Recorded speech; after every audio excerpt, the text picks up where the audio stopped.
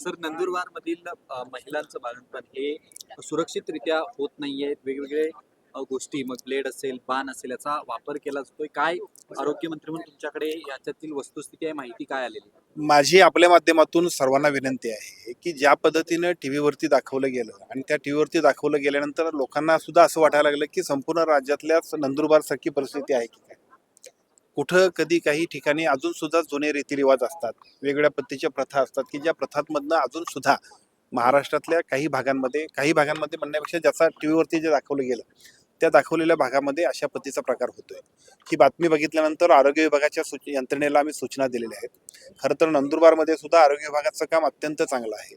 Sickle sale असेल, haemophilia असेल, वेगवेगळ्या पद्धतीच्या लेप्रोसी, टीबी सगळ्या तपासण्या आणि आरोग्याच्या संपूर्ण ज्या काय आमच्या योजना आहेत त्या प्रभावीपणाने आम्ही नंदुरबार जिल्ह्यामध्ये सुद्धा राबवतोय. तथापि ज्या पाड्यांची जाहिरात आपल्याला टीव्हीवरती ज्या पद्धतीची बातमी बघितली तसा प्रकार नेमका जिल्ह्यात कुठं आहे त्याच्याबद्दल त्याच वेळेला ती बातमी बघितल्यानंतर आम्ही आमच्या यंत्रणेला सूचना दिलेत, आदेश दिलेत आणि मला असं वाटतं की 1-2 दिवसांमध्ये त्याच्यातली वस्तुस्थिती समोर येईल.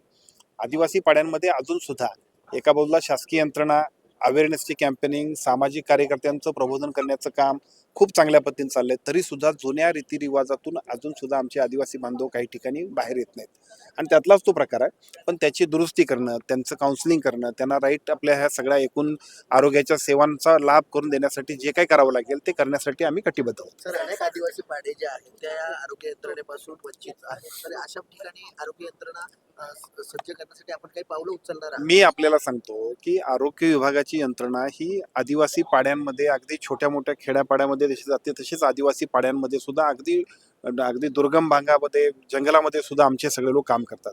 विशेषतः आमचे सगळे ANM असतील, आमच्या सगळ्या आशा स्वयंसेविका असतील, हे सगळेच लोक अगदी दुर्गम भागामध्ये फील्ड व्हिजिट करत असतात. दररोज त्यांच्या माध्यमातून राईट मॉनिटरिंग केलं जाते. आता हे सगळं होत असताना अजून सुद्धा त्याच्यामध्ये काही सुधारणा करायला लागतील.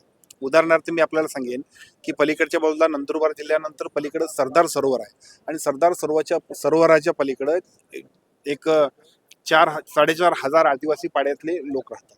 त्या ठिकाणी जायचं झालं तर एकच नाव आहे. मी मध्यंतरी गेलो होतो त्यावेळी त्या नावेतनं जाताना मला सुद्धा भीती वाटली. एवढ्या अशा पद्धतीच्या जे काही एकूण तिथला प्रवास आहे त्या प्रवासातून सुद्धा आमचे सगळे आरोग्यसेवक तिथे जातात आणि सेवा देत आहेत.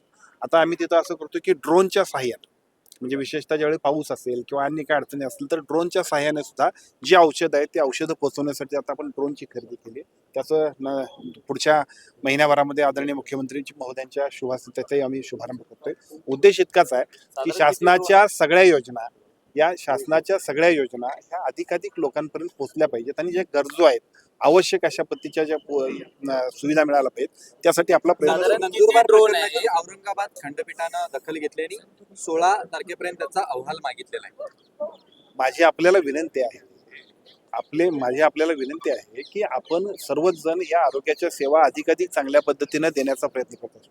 ठीक आहे, उणीव एखादी आहे, पण ती उणीव का आहे आणि त्याच्यासाठी काय करायला पाहिजे ह्यासाठी सरकारची जबाबदारी आहे आणि ते आम्ही करतोय. आपल्याला 2 दिवसांमध्ये या सगळ्याबद्दलची स्पष्टता अजून चांगल्या पद्धतीने आम्ही देऊ. साहेब, ड्रोनच्या माध्यमातून आपण औषध पुरवठा करणार असं आता म्हटलं. नेमके किती ड्रोन्स विकत घेण्यात आलेले आहेत आणि ते नाही कुठे त्याचा वापर? 2 ड्रोन आपण घेतोय की ज्या 2 ड्रोनच्या माध्यमातून पहिल्यांदा राज्यात असा प्रयोग होईल की ज्याच्या माध्यमातून आपण इकडच्या बाजूला असणाऱ्या सगळ्या औषधांना ज्या वेळेला अडचणीच्या वेळेला पलीकडे जाता येत नाही, विशेषतः रात्रीच्या वेळेला तर औषधाचा पुरवठा करता येत नाही, अशा वेळेला या सगळ्या गोष्टी आपण इथूनच मॉनिटरिंग करून पलीकडे सरदार सरोवराच्या पलीकडे नंदुरबार जिल्ह्यातले जे आदिवासी पाडे आहेत तिथं आपण पोहोचवू. सर, म्हणजे हा प्रायमा बेसिकली एक हो. प्रयोग राहणार आहे आणि तो जर सक्सेसफुली ठरला तर पुढे नाही, असे प्रसंग काय फार सगळीकडे होत नाहीत. काही अपवादात्मक ठिकाणी की जिथं आपल्याला जाताच येत नाही अशा ठिकाणी या गोष्टी गरजेच्या आहेत आणि हा प्रयोग करणं आवश्यक आहे म्हणूनच आपण करतोय. सर, विधान परिषदेमध्ये निरंजन डावखरेंनी सांगितलं की आपल्या दवाखान्याच्या ऐवजी साडीचं दुकान आहे त्या ठिकाणी. नेमकं काय आहे?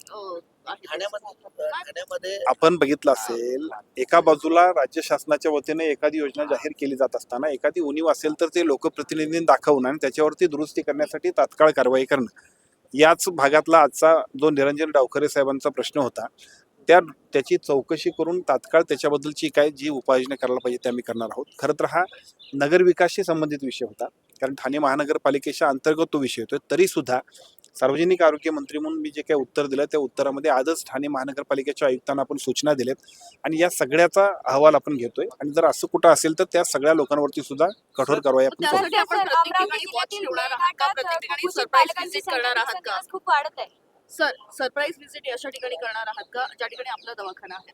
निश्चितपणानं ते करणं गरजेचंच आहे, कारण आपण ज्यावेळेला राज्य शासनाच्या वतीने एखादी योजना लोकांसाठी करतोय, जाहीर करतोय, अंमलबजावणी करतोय, त्यावेळी ती अधिक चांगल्या पद्धतीने राबवायची असेल तर एका बाजूला त्या सगळ्यासाठी फंड्स देणं, फंड्स दिल्यानंतर त्याचं राईट मॉनिटरिंग करणं आणि युटिलाइज करताना लोकांचा सुद्धा त्याच्याबद्दलचा फीडबॅक घेणं हे आमचं काम आहे. आणि मला असं वाटतं की त्यासाठी आम्ही व्हिजिट करणार, त्याच्याबरोबर ज्या पद्धतीने अपेक्षित आहे तशा सर्व प्रकारच्या सुविधा आपण देणार आहोत. विरारामध्ये कुपोषण माता मृत्यू मोठ्या प्रमाणात वाढत आहे.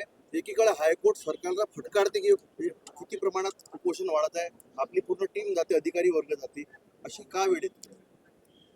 मेळघाटमध्ये अनेक अडचणी ज्या आहेत त्या अडचणीमध्ये आता काल सुद्धा आपण बघितलं असेल तर टीव्हीवरती आपण बघितलं असेल किंवा काल पेपरला सुद्धा जी बातम्या होत आहेत तिथं असणाऱ्या तिथली एकूण भौगोलिक परिस्थिती जी आहे की ज्या भौगोलिक परिस्थितीमध्ये सुद्धा आपल्याला या सगळ्या सुविधा देताना अडचणी होत आहेत.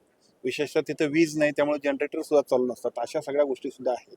जनरेटरवर आता आमचे लोक तिथं डिलिव्हरी करतात.